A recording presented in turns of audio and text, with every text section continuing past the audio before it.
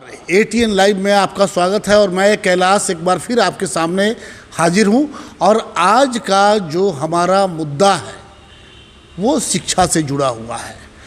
Corona महामारी को लेकर के पूरे विश्व में हाहाकार मचा हुआ है और ये महामारी हमारे यहाँ भी भारत में भी पूरा तरह से हावी है। पूरा देश आज लॉकडाउन की चपेट में है। हम चौथे राउंड में लॉकडाउन में फंसे हुए हैं हम लोग। हालांकि कुछ रियायतें मिल रही हैं, लेकिन इस लॉकडाउन को लेकर के, इस कोरोना महामारी को लेकर के बहुत सारी समस्याएं भी सामने आई हैं।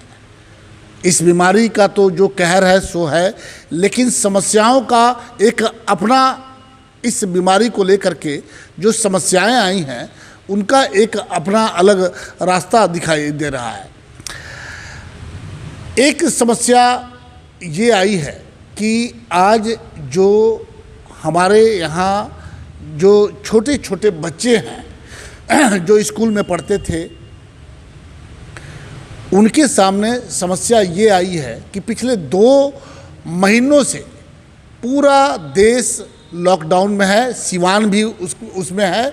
और जब सारे बाज़ार, सारे सिस्टम, सारे अधिकारियों के ऑफिस और सारे स्कूल कॉलेज, सारे शिक्षण संस्थान सब कुछ बंद हो गया और अब थोड़ी थोड़ी रियायतें दे करके जब खोलने की बात आई है, तो सबसे पहला मार पड़ा जो स्कूल के जो संस्थापक हैं, स्कूल के जो एडमिनिस्ट्रेशन हैं, वो अपने अपने बच्चों के अभिभावकों के पास नोटिस भेज रहे हैं कि आप 3 महीने का फीस जमा करें। 22 मार्च से ये लॉकडाउन शुरू हुआ जो आज 60 दिन लगभग होने जा रहा है। 2 महीने का ये पूरी तरह से कंप्लीट बंद हुआ। बाजारें बंद हुई, रोजगार बंद हुए, कमाने का साधन बंद हुआ और जो छोटे व्यवसायी हैं उनकी तो कमर ही टूट गई। लेकिन उसके बावजूद आज जिस तरह से शिक्षण संस्थानों ने रुख दिखाया है वो कहीं से भी ये उचित नहीं कहा जाएगा। हालांकि इसमें ऐसा नहीं है कि इसमें कुछ अच्छे संस्थान भी हैं जिन्होंने विधिवत रूप से 2-2 महीने का वो फीस को माफ़ कर दिया है।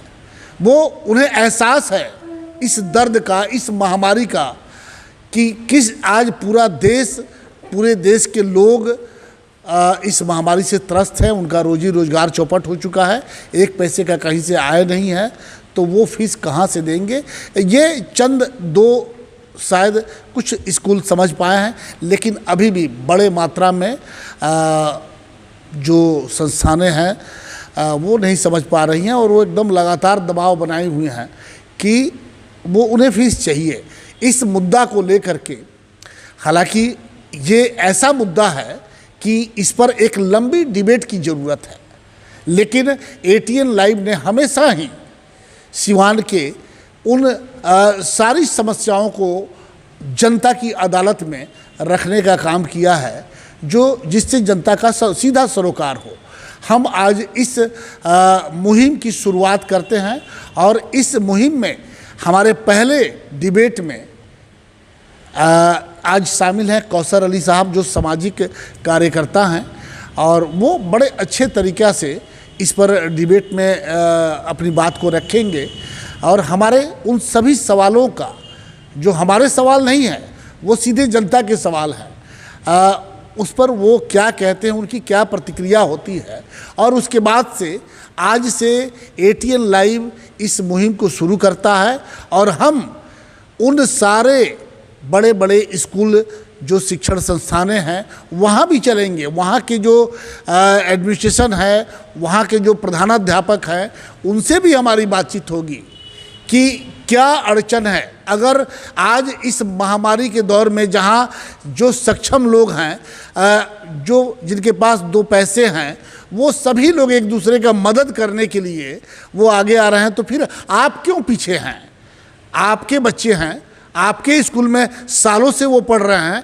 ऐसा कभी नहीं हुआ था कि 2-2 महीने के लिए सरकार पूरे संस्थानों को बंद कर दे, लेकिन आज ये पहली बार हुआ है। तो थोड़ा तो सफ़र आपको भी करना होगा, आपको भी इसमें मदद का हाथ बढ़ाना होगा।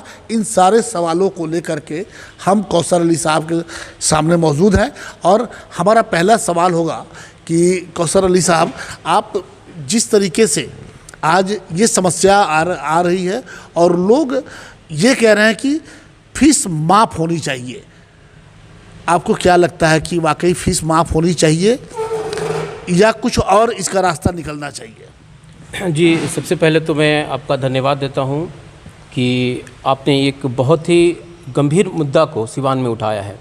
चूँकि सिवान ही नहीं बल्कि पूरे बिहार के लोग इससे पीड़ित हैं। मैं पीड़ित इसलिए कह रहा हूं कि ये बहुत पहले से सिलसिला चला आ रहा है कि जिस तरह से जो प्राइवेट एसोसिएशन जो शिक्षा में बना है और जिस तरीके से निजी संस्थाएं जो है कि मनमानी ढंग से कहीं भी स्कूल खोल देना, किसी तरीके से जो है कि फीस में बढ़ोतरी कर देना बिना किसी अभिभावक से पूछना, तो ये बहुत पहले से सिलसिला चला आ रहा था।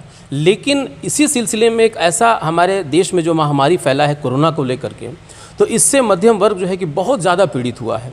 आज स्थिति ये हुई है सर कि आप देख लीजिए कि हर आदमी, चाहे जिसका व्यापार है, चाहे जो आदमी कहीं नौकरी पेशा करता था या जो छोटे मोटे कहीं से काम धाम करके अपने परिवार को चलाता था, आज वो जो है कि सिर्फ अपने खाने पीने को सामान हो वो इकट्ठा कर पा रहा है। इस स्थिति में अगर देखा जाए, क्योंकि देखिए पढ़ाई का जहाँ मैटर है तो ये हमारे देश के लिए और हमारे संविधान के लिए हमको अधिकार दिया गया है कि 2 चीज़ हमारे यहाँ है कि हमको खाने पीने का एक हमको सरकार ने हमको एक दिया हुआ है कि वो उसका हमारा जो कि मूलभूत हमारी ज़रूरतें चीज़ें हैं उसको पूरा करना है। उसी तरीके से शिक्षा भी है, शिक्षा भी हमारी ज़रूरतें हैं। तो हम अपने बच्चों के लिए चाहे जिस तरह से भी हो, आपको पता होना चाहिए कि एक मध्यम वर्ग का बजट जो होता है महीने का, उसका 40 से 45% जो है कि अपने बच्चों की पढ़ाई के ऊपर चला जाता है वो। लेकिन आज की जो स्थिति है उस स्थिति में हमारा मध्य वर्ग परिवार जो है कि उस स्थिति में नहीं है कि वो अपने बच्चों को एक तो फीस भी दे और ऊपर से रीएडमिशन भी दे। तीसरी जो चीज़ें आ रही हैं, ये उस समय हो रहा है जबकि सारे इनकम के साधन जो रोजगार हैं वो सारे ठप पड़े हुए। जी बिल्कुल, वही बात है, मैं वही कह रहा हूँ। तो कि जो आज की स्थिति है वो कोरोना को लेकर के कि सारी चीज़ें जो है कि अपने आप पे एकदम सब कुछ एकदम शांत पड़ा हुआ है। यहाँ तक कि सरकार भी हाथ उठा चुकी है, सारी बड़ी बड़ी संस्थाएं बंद है, यहाँ तक कि लोग जो रोज़गार करते थे वो भी सब बंद है। अब आप बताइए कि इस रोज़गार में, इस महामारी के समय में जब लोग अपने घरों में खाना नहीं रख पा रहे हैं, भोजन सही से व्यवस्था नहीं कर पा रहे हैं, तो वो बच्चों को फीस देने के लिए कहाँ से लेके आएंगे? उसके बाद जो रीएडमिशन है उसमें 5,000 10,000 रुपये का जो डिमांड किया जा रहा है। गर्मी से छुटकारा पाएं, आज ही ऑर्डर करें और होम डिलीवरी पाएं। कई मॉडलों में कूलर, पंखा व घरेलू वायरिंग के सामान मंगाएं। याद रखें, Manish Infocom and mobiles, Makhdoom Sarai मोड़, सिवान। हेवेल्स, क्रैम्पटन, फिलिप्स और एंकर के एकमात्र अधिकृत विक्रेता मनीष इन्फोकॉम, मखदूम सराय मोड़, सिवान, जहां मिलेंगे एक से बढ़कर एक कूलर, पंखे, जो कि आपको कर देगा पूरी तरह कूल ही कूल। तो आज ही फोन घुमाएं और होम डिलीवरी पाएं। संपर्क नंबर है 99 340 19 286 और 99 340 60 412। सर में हम बातचीत करेंगे, लेकिन पहले जो अभी फीस की बात हो रही है, रीएडमिशन है, अभी बहुत सी बातें हैं, वो हम लोग एक शुरुआत करेंगे। लेकिन आज जो फीस की बात हो रही है, 22 मार्च से ये सबको पता है कि लॉकडाउन शुरू हुआ था, जनता कर्फ्यू के बाद शुरुआत जो प्रधानमंत्री ने कहा था उस वहाँ से शुरुआत हुई थी और ये अभी 60 दिन होने जा रहा है, 60 दिन आज 2 महीना का हो गया। तो इस परिस्थिति में अगर जो स्कूल हैं, जो शिक्षण संस्थानें हैं, तो अगर आज 2 महीनों में कम से कम कुछ तो माफ़ होना चाहिए, कुछ तो आप मानवता दिखाइए। ऐसा नहीं कि सारे जो करोड़पति लोग हैं उन्हीं के बच्चे आपके स्कूल में हैं, उसमें बहुत सारे गरीब लोग हैं, तो कुछ तो होना चाहिए। तो आपके हिसाब से कितना होना चाहिए? देखिए, और अगर हालांकि इसकी जरूरत 2 महीना भी आप कर सकते थे, क्योंकि कभी ऐसा प्रलय कभी नहीं आया था, ये पहली बार हुआ है कि 2-2 महीना के लिए पूरी तरह से सारी व्यवस्था बंद हो गई। तो अगर ये पहली बार हुआ है तो इसमें अगर 2 महीने का फीस ही माफ़ हो जाता है तो कौन सा बड़ा गुनाह था?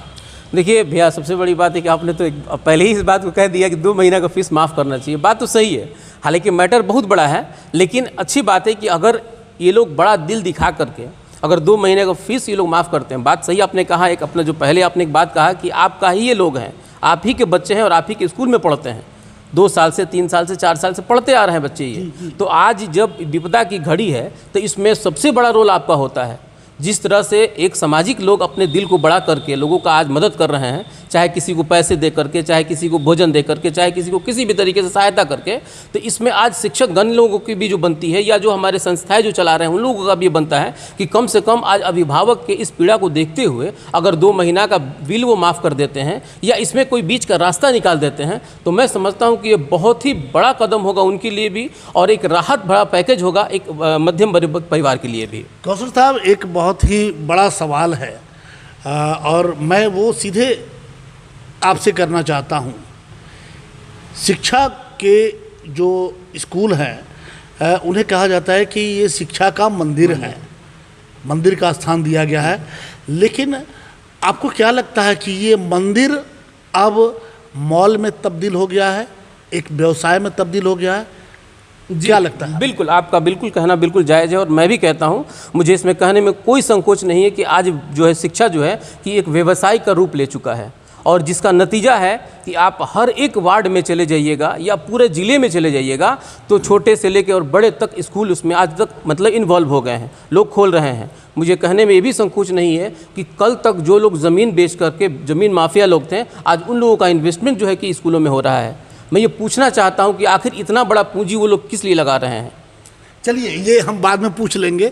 आपने जो जवाब दिया कि वो शिक्षा का मंदिर अब मॉल बन चुका है, तो मॉल की जो संस्कृति है, जो पद्धति है, ये कहा आप कभी विशाल मेगा मार्ट या और भी बहुत सा मॉल खुला हुआ है, आप वहाँ बाई 1 गेट 1 वो क्या क्या फ्री, 1 लीजिएगा 2 फ्री, 2 लीजिएगा 4 फ्री, ऐसे आता है। तो जब आप व्यवसाय ही कर रहे हैं तो ग्राहकों, जो आपके बच्चे हैं वो तो ग्राहक हो गए आपके, फिर उनको सुविधा देने में आपको इतनी दिक्कत क्यों हो रही है? कल अगर वो बच्चे आपके यहाँ से निकल गए तो आपकी तो दुकानदारी बंद हो जाएगी।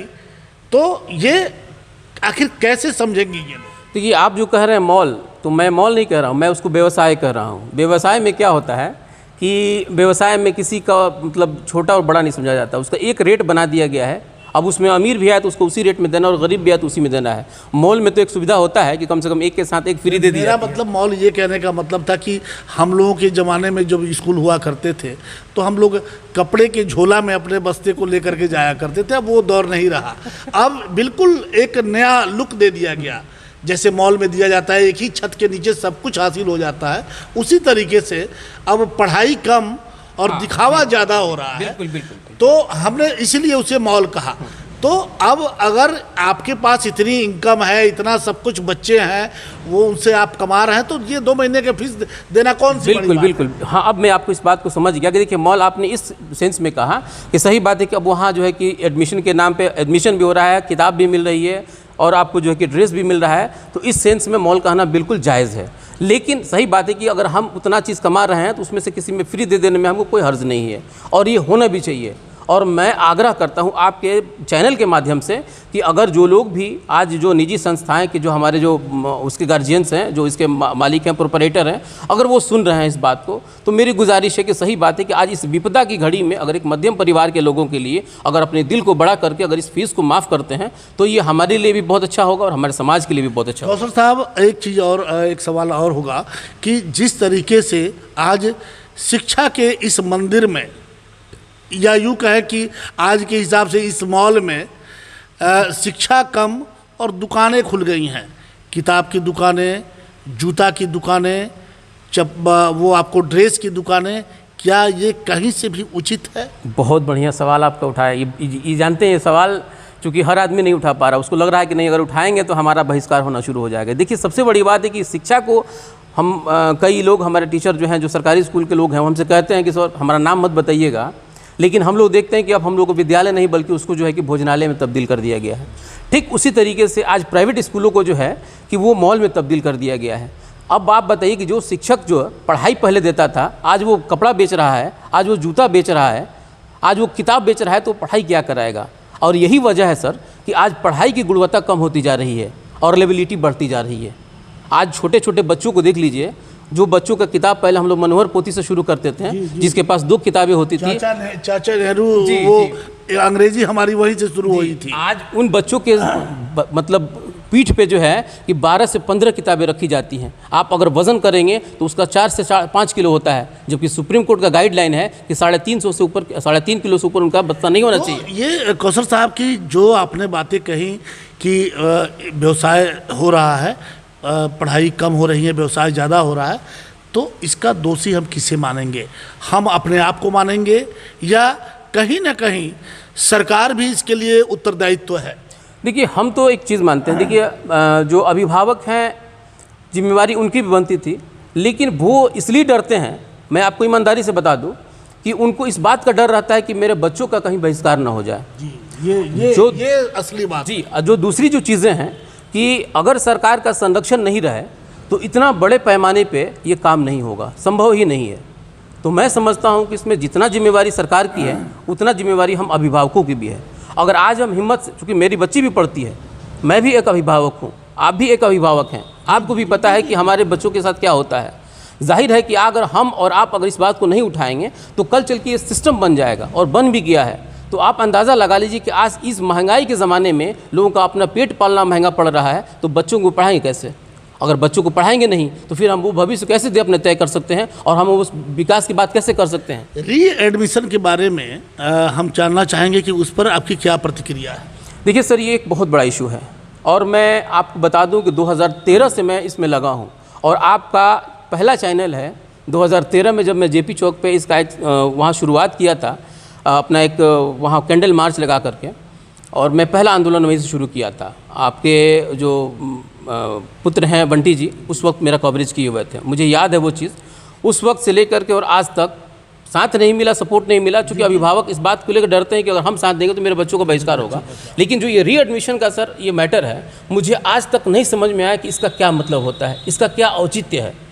पढ़ाई हमने भी किया है, पढ़ाई आप लोग भी किए हैं। पढ़ाई का करने का मतलब होता है कि अगर जिस स्कूल में हम दाखिला ले लिए, एक बार ले लिए, जब तक वहाँ से हम टीसी नहीं लेते हैं तब तक तो हमारा कंटिन्यू रहता है। फिर एडमिशन किस बात का? तो वही चीज़ हमको नहीं समझ में आता है। जब किताब भी ले रहे हैं, फीस भी ले रहे हैं, लेकिन ये हर साल री एडमिशन के नाम पे 5,000 10,000 रुपया लिया जाता है। मेरे पास अभी बहुत सारे ऐसे स्कूल का आया हुआ एविडेंस आया हुआ है कि जिसमें री एडमिशन के नाम पे उसके बाद फीस लिया गया है, उसके बाद किताबें दी गई हैं।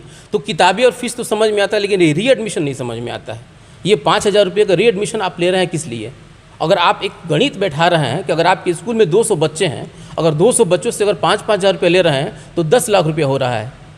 आज जो स्थिति आप लोग कह रहे हैं, जो गार्जियन, जो स्कूल संस्थापक कह रहे हैं कि हमको अपने स्टाफ को देना है, एक बात बताइए कि आप तो हर साल लेते हैं 10 लाख रुपये, तो फिर आपका स्टाफ का किराया आप लोग दे क्यों नहीं पा रहे हैं वक्त पे? और आज जो स्थिति बनी हुई है, एक मध्यम परिवार जो दुकानदार आदमी वो अपने स्टाफ को खर्च दे रहा है, अपने घर से दे रहा है, तो आप क्यों नहीं दे सकते हैं? कौसर साहब, कल हमारे एक परिचित थे, तो उन्होंने अपने बेटे का एडमिशन करवाया, कल ही एडमिशन हुआ उसका, सिवान के एक जाने माने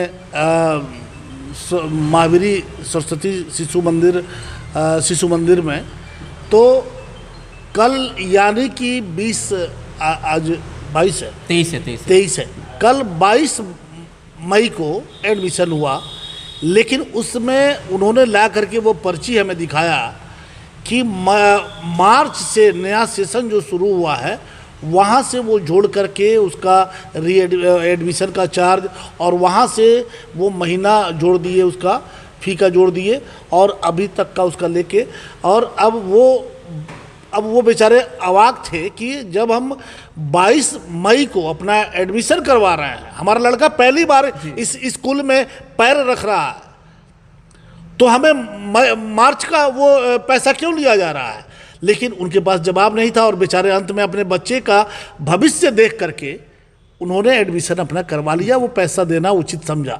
जो आप बार बार दिखा रहे हैं, कह रहे हैं कि अभिभावक के सामने बच्चों का भविष्य आ जाता है और इसलिए वो चुप लगा जाता है। ठीक है सर, ये आप जो बात कह रहे हैं ना, कल आपके साथ ये घटना हुई है, मतलब आपके जो मित्र हैं उनके साथ, और मेरे पास भी देखिए, आपके पास मैं दिला रहा हूँ, कि ये भी एक प्रतिष्ठित निजी स्कूल का ही मतलब है। और इसमें रिसिप्ट में देख लीजिए आप कि एडमिशन भी जोड़ा गया है, इसमें नया एडमिशन भी है। उसके बाद फिर इसमें ट्यूशन फ़ी लिया गया है, एनुअल फ़ी लिया गया है। अब ये टोटल मिला करके लगभग 7,150 रुपये का बनता है। अब आप बताइए कि क्लास 2 का क्लास है ये। अब एक बात बताइए कि अब इस स्थिति में 7,000-8,000 रुपये दे करके लोग अपने एक क्लास बच्चे को एडमिशन करा रहे हैं और पढ़ाएंगे। क्या लगता है कि सारे लोग इसमें सर्वाइव कर सकते हैं इस देश के, या इस पूरे सिवान के लोग? 2, 4, 10 लोग बना सकते हैं, पढ़ा सकते हैं बच्चों को। लेकिन जो सपना 98%, 100% लोग देखते हैं कि मेरा बच्चा भी भविष्य अच्छा, उसका उज्जवल हो, तो क्या इस सिस्टम में वो फिट बैठेगा? मेरे ख्याल से भैया नहीं बैठ पाएगा। अच्छा कौसर साहब, एक चीज़ और अंतिम सवाल हमारा होगा कि ये किताबों का जो गोरख धंधा है ये क्या चल रहा है? हर साल आपकी किताब बदल जाती है, हर साल सिलेबस बदल जाता है, हर साल हमें हजारों रुपए की किताब लेने पड़ते हैं। इसका क्या गोरख धंधा है? यही चीज़ भैया देखिए, एक बड़ा टेक्निकली चीज़ है ये, और इसको हम समझ नहीं पाते हैं इसमें कि क्या होता है किताबों की बात। आपने देखा होगा कि एनसीईआरटी की बुक चलता है। अगर हम एनसीईआरटी का बुक अगर हम 5वां क्लास का लेते हैं तो मैक्सिमम होगा तो 250 रुपये का होता है, मगर ज़्यादा से ज़्यादा होगा तो। लेकिन अगर वही हम अगर प्राइवेट पब्लिकेशंस का लेते हैं तो वो लगभग 600 रुपये का होता है। अब आप अंतर देख लीजिए कि लगभग 450 रुपये का अंतर होता है। लेकिन ज़्यादातर प्राइवेट स्कूल उसी पैटर्न पे लेके आते हैं, पब्लिकेशन जो लेके आते हैं प्राइवेट पब्लिकेशंस का, उसमें क्या होता है? इसके पीछे क्या कारण है? उसके पीछे कारण ये होता है कि उसमें इन लोगों का लगभग 40% से मैक्सिमम की इनकी बचत होती है। जी, मैक्सिमम इसमें भी हो सकता है कि 50+ भी उनका उसमें बचता होगा। लेकिन गुणवत्ता चूंकि उनकी उस तरह से नहीं रहती है। एनसीईआरटी की भी बुक होती है और पब्लिकेशंस की भी होती है। मैं एक बात कहता हूँ कि आखिर क्यों ना हम एनसीईआरटी की बुक को चलाएं, जो कि हमारे लिए सस्ता भी पड़ेगा, और उसमें जो है कि हमारे नेशनल का जो सिलेबस होता है उसमें वो इंक्लूड हो जाता है, बच्चों का नॉलेज भी बढ़ जाता है। और उसके बाद एक और चीज़ भी हमको समझ में नहीं आता है कि किताब तो आखिर किताब ही होता है, वो दवा तो नहीं है कि 1 साल के बाद एक्सपायर कर जाएगा।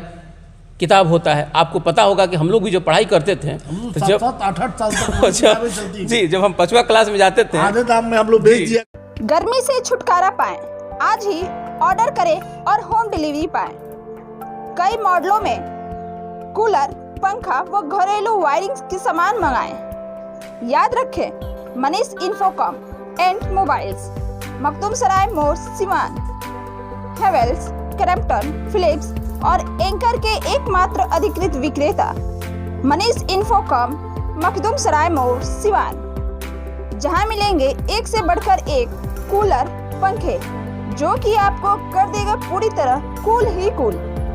तो आज ही फोन घुमाएं और होम डिलीवरी पाएं।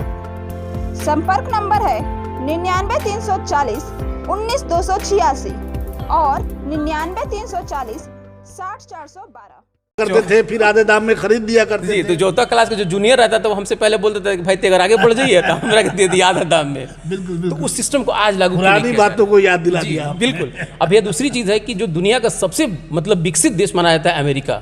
अमेरिका में एक वहाँ का सिस्टम क्या है कि वहाँ किताबें नहीं बिकती हैं। वहाँ किताब का जो है कि लाइब्रेरी होता है, और आम से ख़ास आदमी वहाँ से किताब लेके आएंगे, अपने बच्चों को पढ़ाएंगे और सुरक्षित लेके रख देते हैं। वो हमारे यहाँ क्यों नहीं रहता है? ये काफ़ी ऐसा ये तो बड़ी अच्छी बात आपने बताई कि अमेरिका में इस तरह का सिस्टम है। और तो ये तो जहां भारत सरकार इतना करोड़ों लाखों रुपए माने खर्चा करती है, तो अगर ये सिस्टम बन जाए तो हमें तो लगता है कि बहुत एक मील का पत्थर साबित होगा किसी सरकार के लिए। बिल्कुल। आपने भी देखा होगा, अगर आपके घर पे बच्चे पढ़ते होंगे तो उनका क्वालिटी देखिएगा, जो प्राइवेट पब्लिकेशंस का होता है उनका क्वालिटी बहुत बढ़िया होता है। अगर उस किताब को अगर 1 साल नहीं बदल करके 5 साल भी चलाया जाए तो मैं समझता हूँ कि 5 जनरेशन हमारा कामयाब होगा उस किताब से। सिलेबस तो चूंकि मान लेते जो आज घटना हो गई, ऐसा नहीं कि अगले साल ये घटना बदल जाएगी। घटना तो ये अगले साल देना ही है। हमारा जो जनरल नॉलेज होगा, इस जनरल नॉलेज में जरूर आएगा कि कोरोना की महामारी देश में कब आई थी। जीके तो जो आज भी जो जीके है वो रोज थोड़े चेंज होता है, वो तो एकदम इतिहास है। बिल्कुल। वो उसी को पढ़ना है आपको, उसी की जानकारी लेनी है आपको, फिर इसको चेंज तो इसको बार बार इसका क्या मतलब है? कोई मतलब नहीं। चलिए, आपने देखा कि ये एक बड़ी अच्छी और थोड़ा सा लंबी चर्चा हो गई, लेकिन ये मुहिम जो ATN लाइव ने आज से शुरू किया है शिक्षा माफिया के खिलाफ, हम इसे माफिया कह रहे हैं, और ये हमें नहीं कहना चाहिए, लेकिन फिर भी हम इसे माफिया कह रहे हैं कि शिक्षा कम और आपने बाजारवाद को ज़्यादा बढ़ावा दे दिया है। आपने बच्चों के अभिभावकों को दूहने का काम किया है। हाँ, ये हर साल चाहे वो रीएडमिशन के नाम पे हो, जूता बेचने के नाम पे हो, चप्पल बेचने के नाम पे हो, यूनिफॉर्म बेचने के नाम पे हो, कॉपी किताब हर साल बदलने के नाम पे हो, और इस पूरी व्यवस्था के खिलाफ एटीएन लाइव एक मुहिम शुरू करने जा रहा है, जो आज से शुरू हुई है। और कौसर साहब ने बहुत सारी बातें रखी हैं जिस पर आप सभी दर्शकों को विचार करने की ज़रूरत है कि अगर ये सिस्टम सही नहीं है। उन्होंने एक अमेरिका के सिस्टम का भी हवाला दिया है, तो हम तो चाहेंगे कि भारत सरकार तक अगर हमारी ये आवाज़ जा रही है, या हमारे बिहार सरकार के पास भी अगर बिहार सरकार एक अलग मिसाल कायम करना चाहे, तो वो अमेरिका का सिस्टम कोई बड़ा चीज़ नहीं है, आप उसे लागू कर सकते हैं, आप सक्षम हैं उसमें। तो ये हमें लगता है कि शायद बहुत बड़ा कदम होगा, लेकिन इस मुहिम की जो अलख है वो हम जलाते रहेंगे, और तब तक जलाते रहेंगे जब तक कि शिक्षण संस्थानें हैं वो मनमानी करने से बाज नहीं आ जाती। गर्मी से छुटकारा पाएं, आज ही ऑर्डर करें और होम डिलीवरी पाएं। कई मॉडलों में कूलर, पंखा व घरेलू वायरिंग के सामान मंगाएं। याद रखें, Manish Infocom and mobiles, Makhdoom Sarai मोड़, सिवान। हेवेल्स, क्रैम्पटन, फिलिप्स और एंकर के एकमात्र अधिकृत विक्रेता मनीष इन्फोकॉम, मखदूम सराय मोड़, सिवान, जहां मिलेंगे एक से बढ़कर एक कूलर, पंखे, जो कि आपको कर देगा पूरी तरह कूल ही कूल। तो आज ही फोन घुमाएं और होम डिलीवरी पाएं। संपर्क नंबर है 99 340 19 286 और 99 340